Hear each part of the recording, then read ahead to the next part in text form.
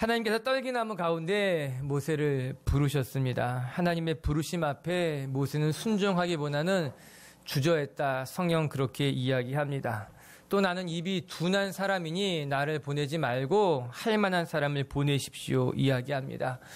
모세가 감당할 수 없다는 거예요. 그러나 하나님께서는 끊임없이 모세를 설득하셨고 모세를 부르심의 자리로 인도하셨어요. 결국 모세를 통해 이스라엘 백성들을 애굽에서 이끌어내셨고 광야 40년을 잘 감당하게 하셨고 결국에 약속의 땅까지 들어가게 하신 것 아닙니까? 모세는 부족한 사람이었습니다. 혈기가 가득했어요. 하나님의 말씀에 순종하지 못했던 사람이었어요. 그러나 그 모든 일을 이룬 것은 부족한 모세가 아니라 하나님이라고 하는 것입니다. 즉 모세가 대단한 사람이었기 때문에 그 모든 역사가 모세를 통해 일어난 것이 아니라 하나님이 모세를 택하셨고 하나님이 모세를 부르셨고 하나님이 모세를 인도하셨기에 모세가 그 일들을 감당할 수 있었다라고 하는 거예요. 비록 그는 부족한 사람이었지만 하나님이 그와 함께 했기에 그를 통해서 하나님의 역사가 나타났다라고 하는 거예요. 저는 하나님이라면 못하신 일이 없다고 믿습니다. 하나님 손에 붙잡힌다면 감당할 수 있다라고 하는 거예요. 우리 사랑하는 미체교회 성도 여러분, 저와 여러분이 모세처럼 하나님 손에 붙들린 분들이 되길 주님의 이름으로 축복합니다. 우리도 때는 부족하고 모자랄지 모르지만 우리의 삶에 하나님의 뜻이 임하고 우리가 하나님의 손에 붙잡히게 된다면 우리의 삶을 통해서도 하나님이 역사하실 줄로 믿습니다.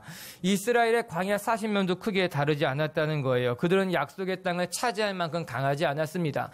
약속의 땅을 차지할 만한 민족이 되지도 못했다라고 하는 거예요. 그러나 하나님이 이스라엘을 택했어요. 아브라함과 이삭과 야곱 약속하셨기 때문에 그들을 약속의 땅으로 인도해 주신 거예요. 그러나 이스라엘 백성들은 그렇게 생각하지 않은 것 같습니다. 우리 4절 말씀 같이 한번 읽어볼까요? 4절입니다. 시작. 여호와께서 그들을 내 앞에서 내 공의로움으로 말미암아 여호와께서 나를 이 땅으로 인도하여 들여서 그것을 차지하게 하셨다 하지 말라. 이 민족들이 악함으로 말미암아 여호와께서 그들을 내 앞에서 쫓아내심이라. 이스라엘 사람들은 이렇게 생각한 것 같습니다. 자기가 의롭기 때문에 하나님께서 가나안 땅을 차지하게 하셨다라고 하는 거예요. 그리고 어떤 사람들은 생각하기를 가나안 사람들이 악하기 때문에 오직 그 이유 때문에 우리가 이 땅을 차지한 것이 아니냐 생각했다라고 하는 거예요. 그러나 하나님께서 그들의 생각을 수정해 주십니다. 잘못된 것을 고쳐주시는 거예요. 이스라엘 백성들에게 정확하게 말씀하시기를 너희가 의로워서 그 땅을 차지하게 된 것이 아니라고 하는 거예요. 너희의 힘으로 그 땅을 차지하게 된 것도 아니라고 하는 거예요. 그 모든 것이 하나님의 은혜였기에 가능했다라고 하는 겁니다. 여러분, 우리도 종종 그런 실수를 할 때가 있지 않습니까? 이번에는 내가 열심히 했기 때문에 내가 최선을 다했기 때문에 될 수 있을 것 같다 생각할 때가 있는 거예요. 어떤 사람들은 내가 의롭게 살았기 때문에 하나님께서 내 삶을 복 주신 것이다 생각하는 사람들도 많이 봤습니다. 아주 전통적인 생각일 수 있는 거예요. 권선징악이다. 악하게 살면 벌받지만 선하게 살면 축복받을 수 있다라고 생각하게 되는 거예요. 내가 의롭게 살았기 때문에 내가 선하게 살았기 때문에 내 자녀들이 축복받을 수 있다라고 생각하면 그거 착각일 것입니다. 여러분, 성경은 단 한 번도 우리가 의롭기 때문에 하나님이 복 주셨다 이야기하지 않았다라고 하는 거예요. 우리가 착하게 살았다고 해서 구원을 얻는 것은 결코 아니라고 하는 거예요. 아니, 좀 더 정확하게 말한다면 우리는 의롭게 착하게 살 수 있는 존재가 아니라고 하는 거예요. 여러분, 우리는 여전히 어리석은 사람들이라고 하는 거예요. 우리는 끊임없이 죄를 짓고 또 매우 이기적인 삶을 살아왔던 것 아닙니까? 그럼에도 불구하고 하나님의 은혜가 있었기 때문에 이기적인 우리가 그나마 살 수 있었던 거예요. 어리석었던 우리가 하나님이 맡기신 일도 할 수 있었다라고 하는 거예요. 끊임없이 죄를 반복했지만 그럼에도 불구하고 우리에게 하나님의 축복이 임했다라고 하는 거예요. 사랑하는 미체교회 성도 여러분, 오늘 성경 말씀은 이스라엘 백성들에게 하나님께서 매우 직설적으로 말씀하시는 장면이에요. 너희들은 연약했다. 너희들은 감당할 수 없었다. 너희들은 악했다. 목이 곧은 백성이었다. 그러나 목이 곧은 너희들을 하나님이 용서했고 나약한 너희들에게 하나님이 힘을 주셔서 그 약속의 땅을 차지하게 했다라고 하나님이 말씀하고 계신 거예요. 오늘 우리가 이 신명기 9장을 묵상하면서 우리가 얼마나 연약한 존재인지를 깨닫고 이 연약한 우리의 인생 가운데 하나님이 부으신 은혜를 묵상해보는 시간이 되길 주님의 이름으로 축복합니다. 첫 번째, 오늘 말씀을 통해서 우리가 기억해야 될 것은 여러분, 우리 이스라엘이 연약함에도 불구하고 하나님의 약속의 땅을 차지하게 해주셨다라고 하는 거예요. 이것은 우리는 하나님의 백성들은 내 힘으로 살아가는 존재가 아니라 하나님이 주시는 능력으로 살아가는 사람들이라는 것을 보여주고 있다는 겁니다. 우리 1절과 2절을 같이 한번 읽어볼게요. 시작. 이스라엘아 들으라. 내가 오늘 요단을 건너 너보다 들어가서 그것을 차지하리니 그 성읍들은 크고 성벽은 하늘에 닿았으며 크고 많은 백성은 내가 아는 아낙 자손이라. 그에 대한 말을 그들은 누가 아낙 자손을 능히 당하리요 하거니와. 이제 이스라엘 백성들이 맞서 싸워야 될 적들에 대해서 말씀하고 계신 거예요. 결론부터 말하면 그들은 너희들보다 강대한 나라라고 하는 거예요. 너희들이 감당할 수 있는 민족이 아니라고 하는 겁니다. 성경은 이를 분명하게 대조해서 비교해서 보여주고 있는 거예요. 너보다 강한 나라들이다, 이렇게 표현한 것 아니겠습니까? 맞아요. 객관적으로 보았을 때 이스라엘은 가나안 사람들보다 현저하게 연약했어요. 약했어요. 싸워서 이길 수 있는 상대가 되지 못했다라고 하는 겁니다. 월드컵과 같은 경기를 시작하면 아나운서가 두 팀의 전력을 분석해서 들려주는 것을 보게 됩니다. 그러면 두 팀의 랭킹부터 먼저 이야기합니다. 예를 들면 이 팀이 FIFA 랭킹 몇 위인지, 또 상대팀은 몇 위인지를 이야기한 것 아닙니까? 더 나가서 각 팀이 선수들 가운데 누가 더 국제 경험이 많은지, 얼마나 국제 경험을 많이 갖고 있는 선수들을 보유했는지 이야기하는 거예요. 이렇게 맞붙은 두 팀의 전력을 말해주는 것을 통해 시청자들은 어느 정도 가름할 수 있게 되는 거죠. 아, 이길 수 있겠다, 이길 수 없겠다. 랭킹 1위인 팀하고 랭킹 50위 이하인 팀하고 경기를 한다면 이길 확률은 거의 제로일 수밖에 없다라고 하는 겁니다. 오늘 이스라엘의 처지가 그렇다고 하는 거예요. 누가 보아도 가나안 성읍은, 여러분 1절에 무엇이라고 나옵니까? 그 성읍들은 크고 그 성벽은 하늘 끝에 다 있는 것 같다라고 하는 거예요. 이스라엘 사람들이 쳐볼 수 있는 곳이 아니에요. 그들이 감당할 수 있는 사람들이 아니라고 하는 겁니다. 2절을 보시기 바랍니다. 그들은 크고 많은 백성들이다. 또한 그 당시 거인이라고 불리웠던 아낙 자손들이 그곳에 살고 있었다라고 하는 거예요. 여러분, 이 전쟁은 이스라엘 사람들이 감당할 수 없는 전쟁이라고 하는 거예요. 그들은 이스라엘이 감당할 수 없는 적들이라는 것을 이야기하고 있는 거예요. 그러면 한번 생각해 보시기 바랍니다. 모세가 이렇게 적들과 이스라엘을 비교한 이유가 무엇일까요? 가나안 사람들의 장대함을 말해주기 위함입니까? 그들이 얼마나 큰 사람인지, 그들의 성읍이 얼마나 크고 그들의 성벽이 얼마나 높은지를 말해주기 위해서 이 9장의 하나님의 말씀에 그것을 설명해주고 있는 것입니까? 그렇지 않다라고 하는 거예요. 가나안 사람들이 강한 민족이라는 것을 보여주는 것이 아니라, 가나안 민족이 강하지만 하나님께서 함께 하신다면 그 강한 민족도 이스라엘이 이길 수 있다는 것을 보여주는 것 아니겠습니까? 상대가 크면 클수록, 상대가 강하면 강할수록 오히려 그 강하고 큰 상대를 덮으시는 하나님의 은혜를 오늘 모세가, 오늘 신명기는 우리에게 보여주기를 원했다라고 하는 거예요. 적들이 비록 강하지만 크지만 하나님이 함께 하신다면 그 크고 강한 적들을 이길 수 있다라는 겁니다. 성경에 바울은 이렇게 고백해요. 고린도후서 12장 10절 말씀을 한번 같이 읽어볼게요. 시작. 약한 것들과 능력과 궁핍과 핍박과 곤란을 기뻐하노니 이는 내가 약할 때에 곧 강함이라. 오늘 바울이 무엇이라고 고백합니까? 내가 능욕을 당할 때도, 궁핍할 때도, 핍박과 곤란을 당할 때도 내가 무너지지 아니한 것은 내가 오히려 약할 때 하나님이 강하시더라. 내가 약할 때 하나님이 나를 강하게 하는 것을 바울이 경험했다라고 하는 거예요. 맞아요. 오늘 바울의 고백과 같이 오늘 이스라엘이 그들도 한번 경험하게 된다는 거예요. 이스라엘은 연약했어요. 그들을 상대할 만한 힘도 없었어요. 그러나 하나님이 함께 하시니 연약한 이스라엘이 강대한 가나안 사람들을 물리칠 수 있었고 그 땅을 차지할 수 있게 되었다 이야기하는 거예요. 하나님이 승리하게 하신 거예요. 하나님이 이기게 하셨다라고 하는 거예요. 사랑하는 미체교회 성도 여러분, 우리의 삶에 내가 감당하기 어려운 시험을 만나기도 하는 거예요. 내가 감당하기 어려운 사람들을 만나기도 하는 거예요. 그러나 우리의 삶의 성패는 나의 힘에 있는 것이 아니라, 나에게 가능성이 있는 것이 아니라, 상대가 크고 강하다 하더라도, 내가 감당할 수 없는 시험이라 하더라도 하나님이 함께 하시면 감당할 수 있게 된다라고 하는 거예요. 우리 비체교회 성도들, 자기의 힘을 의지하는 것이 아니라 하나님을 의지하는 분들이 되기를 주님의 이름으로 축복합니다. 때로 성경을 보게 되면 하나님이 그래서 이스라엘을 더 어렵게 몰고 가실 때가 있어요. 기드온과 미디안들이 싸울 때 바로 그랬어요. 여러분 생각해 보시기 바랍니다. 미디안과 맞서 싸우기 위해서 이스라엘 사람들이 32,000명이 모였어요. 그런데 하나님께서 그들을 다 돌아가게 하십니다.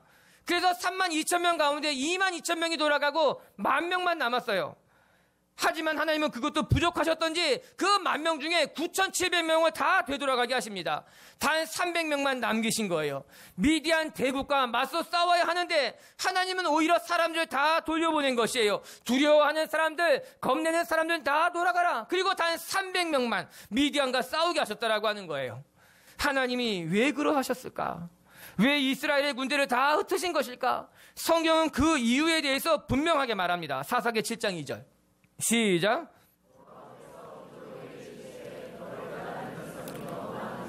내가 그들의 손에 미디안 사람을 이는 이스라엘이 나를 거슬러 스스로 자랑하기를 내 손이 나를 구원하였다 할까 함이니라. 오늘 성경은 분명히 말합니다. 이스라엘 사람들이 스스로 자랑하기를 내 손이 나를 구원하였다 착각할 것 같으니 하나님이 이스라엘 사람들을 흩으신 거예요. 오히려 이스라엘을 더 어려운 형편에 놓은 거예요. 연약한 형편을 놓았다라고 하는 거예요. 사람이 많으면 자기 힘으로 한 것이라 착각할 수 있어요. 내 손에 힘이 있으면 내가 강해서 이겼다고 착각할 수 있다라고 하는 거예요. 이 전쟁의 승패가 사람의 힘에 있는 것이 아니라 하나님의 손에 달려있다는 것을 이스라엘 사람들에게 알려하게 하기 위해서 하나님 오히려 사람들을 흩으셨어요. 32,000명이나 모인 사람들 다 되돌아가게 하시고 단 300명으로 미디안 사람들을 무찌르게 하신 것 아니겠습니까? 이렇듯 우리의 삶에도 하나님이 우리를 코너로 몰아가실 때가 있는 거예요. 내가 가진 것을 다 사라지게 할 때가 있는 거예요. 내 곁에 있는 사람들을 다 떠나가게 할 때가 있는 거예요. 오직 우리가 하나님만 의지할 수 있도록, 우리가 오직 하나님만 바라볼 수 있도록 하나님이 우리를 붙드실 때가 있다라고 하는 거예요. 그럴 때 우리는 하나님을 의지하게 되는 거예요. 하나님의 도움을 구하게 되는 거예요. 그리고 비로소 바울과 같이 고백할 수 있게 될 거예요. 우리가 약할 때 오히려 강함이라. 내가 환난을 당하고 궁핍하고 곤란에 처하지만 내가 약할 때 하나님이 나를 더 강하게 하심이라. 오늘 비체교회 성도들도 그런 고백을 할 수 있는 분들이 되길 주님의 이름으로 축복합니다. 3절에는 이렇게 기록되어져 있어요. 같이 한번 볼게요. 오늘 너는 알라 내 하나님 여호와께서 맹렬한 물과 같이 내 앞에 나아가신즉 여호와께서 그들을 멸하사 내 앞에서 엎드러지게 하시리니 여호와께서 내게 말씀하신 것 같이 너는 그들을 쫓아내며 속히 멸할 것이라. 이스라엘 사람들은 연약했지만 하나님께서 앞서 나가서 그들을 무찌르셨다는 거예요. 여러분 무엇이라 나옵니까? 맹렬한 물과 같이 너의 앞에 나가셨다 이야기하고 있는 거예요. 여러분 너무나 멋진 말씀 아닙니까? 이스라엘 사람들은 주저했어요. 이스라엘 사람들은 앞으로 나가기 겁내했어요. 그러나 하나님께서 맹렬한 불과 같이 이스라엘 사람들보다 앞서 나가서 앞에 있는 모든 장애물들을 넘어뜨린 거예요. 앞에 있는 모든 성벽을 무너뜨린 거예요. 그 성벽이 크고 그 성벽이 하늘에 닿는 것 같다 할지라도 맹렬한 불과 같이 하나님이 앞서 나가서 앞에 나가는 장애물을 무너뜨리고 성벽을 무너뜨리는 것으로 말미암아 이스라엘로 하여금 승리하게 하셨다라고 하는 거예요.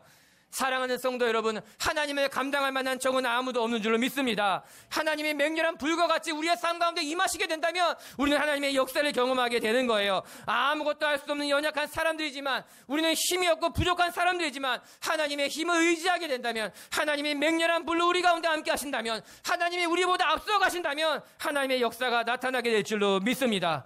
오늘도 우리가 내 힘을 의지하는 것이 아니라 하나님을 의지하는 분들이 되길 주님의 이름으로 축복합니다. 연약한 이스라엘을 통해서 하나님께서 가나안 땅을 차지하게 하셨다고 하는 것, 오늘 우리의 삶이 연약하지만 하나님을 의지한다면 하나님의 약속이 하나님의 때에 이루어질 줄로 믿습니다. 두 번째, 오늘 말씀을 듣고 또 하나 배울 것은 우리의 악함에도 불구하고 하나님은 우리를 용서하시고 하나님은 오래 참으시고 우리의 삶에 은혜를 베풀어 주신다라고 하는 거예요. 맞아요. 이스라엘 사람들은 목이 곧은 백성이었어요. 악한 사람들이었어요. 그러나 하나님은 그들을 향해 오래 참으셨다 이야기합니다. 그리고 그들을 용서하셨고 마침내 그들에게 은혜를 베풀어 주셔서 하나님의 약속의 땅을 차지하게 하셨다라고 하는 거예요. 오늘 신명기 9장은 이스라엘의 역사에 대해서 많은 부분을 할애하고 있습니다. 과거에 이스라엘이 어떻게 살았는지, 어떤 역사를 가지고 있는지 보여주는 거예요. 우리 6절 말씀을 같이 한번 읽어볼게요. 시작. 그러므로 내가 알 것은 내 하나님 여호와께서 내게 이 아름다운 땅을 내 공의로 말미암음이 아니니라. 너는 목이 곧은 백성이라. 이스라엘을 가리켜서 무엇이라 말씀하시는가? 너는 목이 곧은 백성이다. 그렇게 이야기합니다. 이 표현은 종종 이스라엘을 향해 하나님께서 말씀하시는 어떤 은유적인 표현이었어요. 이스라엘이 불순종할 때마다, 거역하고 이스라엘이 어리석은 일을 행할 때마다 하나님께서는 이스라엘을 가리켜서 목이 곧은 백성이다 이야기합니다. 목이 곧다란 말이 무슨 말일까? 원어 성경을 찾아보면 뻔뻔스럽다는 뜻을 가지고 있어요. 고집이 세다라는 의미도 가지고 있더라고요. 여러분, 우리나라 말에도 왜 그런 말 있지 않습니까? 고개를 숙이지 못한다. 그런 말이 있어요. 저 사람은 고개를 숙이지 못하는 사람이야. 고집이 센 사람에게 하는 말이죠. 겸손하지 못한 사람들에게 그렇게 이야기합니다. 저 사람은 아무에게나 고개를 숙이지 못해. 저 사람 참 뻣뻣한 사람이야. 반면에 이런 말도 있습니다. 벼는 익을수록 고개를 숙인다는 거예요. 무르익을수록 겸손해지는 사람도 있다라고 하는 거죠. 더 배울수록, 시간이 흐를수록 더 겸손해져서 고개를 숙이게 된다는 거죠. 하나님께서 이스라엘 백성들을 보시면서 말씀하십니다. 그들은 목이 곧은 백성이라. 그들은 뻣뻣한, 고집이 센, 그래서 하나님의 말씀을 듣지 않는 백성이라고 하는 거예요. 여러분, 참 슬프지 않습니까? 만약에 오늘 하나님이 저와 여러분, 우리에게 오셔서 너희들 참 목이 곧은 백성이구나 말씀하신다면 여러분 얼마나 부끄러울까요? 너희들 참 목이 고다. 너희들은 겸손하지 않고 너희들은 고집불통이고 너희들은 전혀 내 말을 귀담아 듣지 않는다고 말씀하신다면, 목이 곧은 백성이라 이야기한다면 얼마나 부끄럽고 속상하겠습니까? 오늘 하나님께서 이스라엘 백성들을 바라보면서 그렇게 이야기하시는 거예요. 이스라엘은 목이 곧은 백성이다. 그래서 6절에 무엇이라 말합니까? 이 아름다운 땅을 기업으로 차지할 만한 자격이 없다는 거예요. 6절에 말씀하시고자 하시는 것은 바로 그것입니다. 자세히 들여다보시기 바랍니다. 이스라엘 백성은 목이 곧은 백성이요, 하나님 앞에 뻔뻔한 백성이기에 이 아름다운 땅을 차지할 만한 민족이 아니라고 하는 거예요. 그러나 하나님께서 이 아름다운 땅을 목이 뻣뻣한 그들, 즉 자격이 없는 그들에게 허락해 주셨다는 것을 이야기하고 있는 거예요. 이스라엘 백성들은 자격이 없었지만, 하나님의 약속을 받을 만한 자격도 없었고 약속의 땅을 차지할 만한 자격도 없었지만, 하나님께서 아브라함과 이삭과 야곱에게 약속하신 것 같이 그 약속에 따라서 이 약속의 땅을 차지하게 해주셨다라고 하는 거예요. 맞아요. 여러분, 우리는 하나님의 복을 누릴 만한 자격이 없는 사람들 같아요. 우리 안에는 연약함이 있고 우리는 신실하지 못하며 우리는 늘 한결같은 삶을 살지는 않았잖아요. 이스라엘의 과거를 한번 들여다보시길 바랍니다. 성경은 몇 가지의 사건을 거론하고 있어요. 8절을 한번 같이 읽어볼까요? 시작. 호렙산에서 너희가 여호와를 경노하게 하였으므로 여호와께서 진노하사 멸하려 하셨느니라. 호렙산에서 여호와를 경노케 한 사건을 기억하라라고 하는 거예요. 모세가 하나님의 계명을 받기 위해서 시내산으로 올라갔을 때에 시내산 아래에서는 이스라엘 백성들이 우상을 부어 만들었어요. 모세를 기다려도 모세가 내려오지 않자 불안해진 그들이 금부치를 녹여서 금송아지를 만들고 그것이 우리를 애굽에서 인도하여 낸 하나님이라 숭배하기 시작했던 것 아닙니까? 그 내용이 우리가 읽지는 않았지만 9장의 12절부터 계속해서 소개되어져 있는 거예요. 하나님 보시기에 너무나 어이없는 일이 일어난 것 아니겠습니까? 이스라엘 백성들을 애굽에서 인도하셨어요. 그리고 이제 하나님께서 언약의 말씀 10계명을 친히 돌판에 새기고 계셨는데, 그 밑에서는 이스라엘 백성들은 금송아지를 만들어서 우상을 숭배하고 있는 거예요. 오늘 하나님이 이스라엘 백성들에게 놀라운 축복을 준비하고 계셨는데, 밑에서는 이스라엘 사람들은 오히려 하나님을 기다리지 못한 채 우상을 숭배하며 그렇게 어리석은 짓을 하고 있었다라고 하는 겁니다. 여러분, 성경은 그것만 말하고 있지 않습니다. 이스라엘 백성이 역사를 노려다보면 끊임없이 하나님 앞에 불평하고 원망했다는 거예요. 9장 22절도 한번 같이 읽어볼까요? 자막등에 시작. 너희가 다베라와 마사와 기브롯 핫다와에서도 여호와를 경노하게 하였느니라. 또 다시 한번 여러 장소에서 하나님을 경노하게 했다라고 성경이 이야기하고 있는 것 아니겠어요? 여러분, 다베라라고 하는 것은요, 하나님을 향해 악한 말로 원망한 장소였어요. 마사는요, 하나님과 다투었다는 뜻을 가지고 있어요. 하나님과 다투어 싸운 것이 마사였어요. 기브롯 핫다와는 무슨 뜻입니까? 탐욕의 무덤이란 뜻이에요. 하나님이 만나 메추라기를 주셨음에도 불구하고 그들이 끊임없이 탐욕을 일삼았기 때문에 하나님이 그곳에서 이스라엘 백성을 치셨어요. 그리고 그곳을 가리켜서 기브롯 핫다와라, 탐욕의 무덤이라고 말씀하신 것 아닙니까? 이처럼 광야 40년 동안 이스라엘 사람들은 늘 하나님을 대적했어요. 불평하고 원망했어요. 여러분, 7절에 보게 되면 뭐라고 나오는가? 늘 여호와를 거역하였으되, 이렇게 나옵니다. 광야 40년 동안 출애굽을 한 이후에 하나님의 약속의 땅에 들어가기까지 이스라엘 백성들은 한결같이 거역한 거예요. 늘 여호와를 거역했다라고 하는 거예요. 이렇듯 이스라엘의 역사를 통해서 알게 되는 것은 그들은 끊임없이 하나님을 원망하고 불평했으며 목이 곧은 백성으로서 하나님의 땅을 얻을 만한 자격이 없었다라고 하는 거예요. 그러나 하나님께서 오래 참으심으로 말미암아 그들에게 약속의 땅을 허락해 주신 거예요. 그들은 약속의 땅을 받을 만한 자격도 없었고 끊임없이 범죄하고 원망했지만 하나님은 그들을 오래 참으사 은혜를 베풀어 주신 것. 로마서 3장 25절에는 이런 말씀이 기록되어져 있어요. 우리 한번 같이 읽어볼게요. 이 예수를 하나님이 그의 피로써 믿음으로 말미암아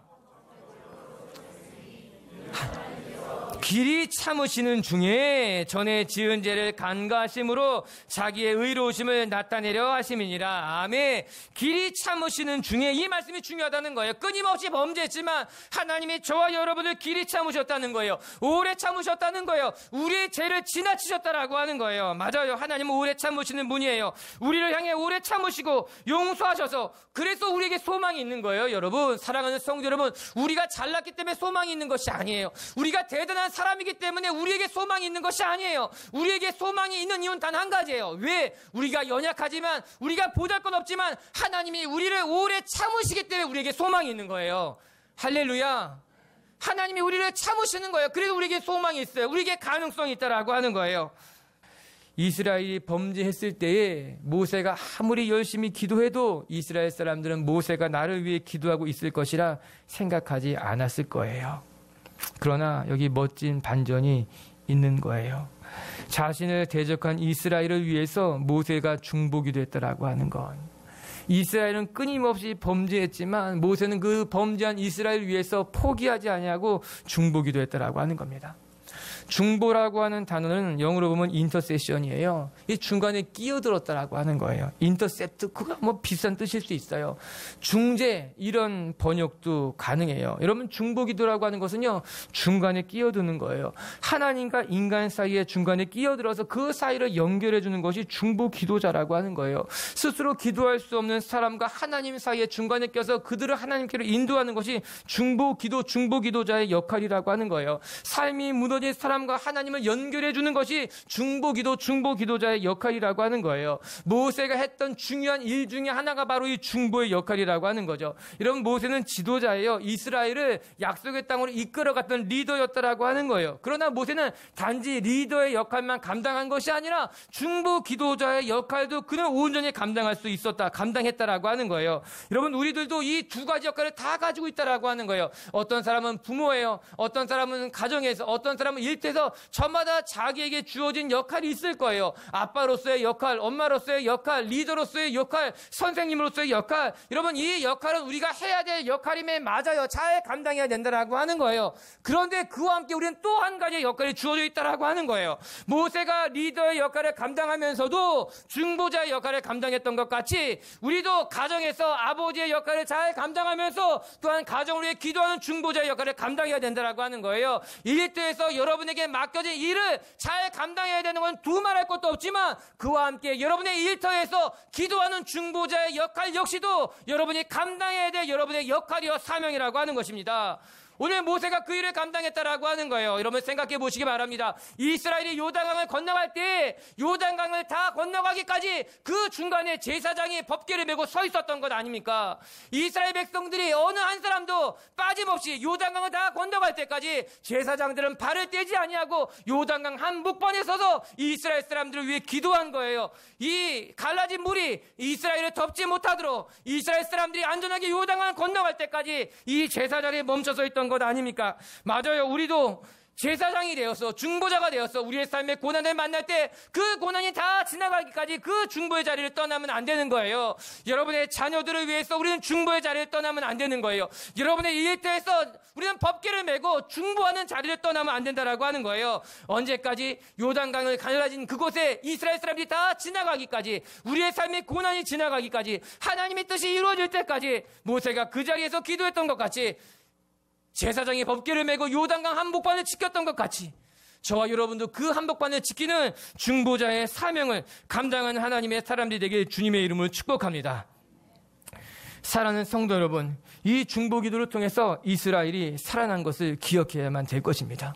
오늘 우리도 중보자가 되어서 교회 안에 많은 중보자들이 불같이 일어나는 것으로 이 교회 안에, 이 나라 안에 하나님의 사람들이 불같이 일어나는 하나님의 시대가 올 수 있게 되기를 주님의 이름으로 축복합니다.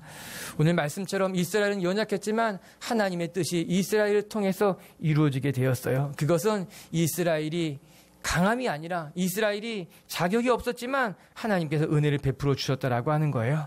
오늘 우리도 하나님의 은혜를 누릴 만한 자격이 없을지는 모르지만 하나님께서는 여러분을 용서하시고 여러분의 삶에 하나님의 은혜를 베푸실 거예요.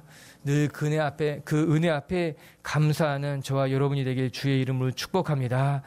오늘 말씀을 마칩시다.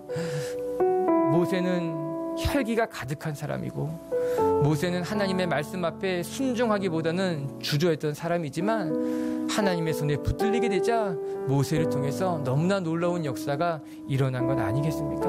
우리 미치교회 성도들도 우리가 연약하지만 하나님 손에 붙잡혀서 하나님의 뜻을 이룰 수 있는 하나님의 사람들이 되기를 바랍니다. 우리 첫 번째 기억하십시다. 이스라엘 사람들이 연약함에도 불구하고 자격이 없음에도 불구하고 하나님이 가나안 땅을 차지하게 해주신 것이에요. 이것은 우리가 우리 힘으로 살아가는 것이 아니라 하나님의 능력으로 살아가는 것임을 보여주고 있는 것 아니겠습니까? 오늘 빛의교회 성도들도 자기 자신의 힘을 의지하는 것이 아니라 하나님의 능력을 의지해서 감당할 수 없는 일들을 감당하고 맡겨진 사명을 온전히 이루는 분들이 되길 주의 이름으로 축복합니다. 두 번째, 이스라엘 백성들이 목이 곧은 백성이요 악한 백성이었지만 하나님이 그들을 오래 참으시고 용서하시고 은혜를 베푸신 것 같이 오늘 저와 여러분의 삶에 하나님의 은혜가 있을 줄로 믿습니다. 우리가 하나님의 은혜로 살아가는 사람들이 되기를 바랍니다. 그리고 세 번째, 모세가 이스라엘을 위해서 중보한 것 같이 우리도 중보자의 삶을 살아가는 빛의 교회 성도들이 되면 좋겠습니다. 할렐루야.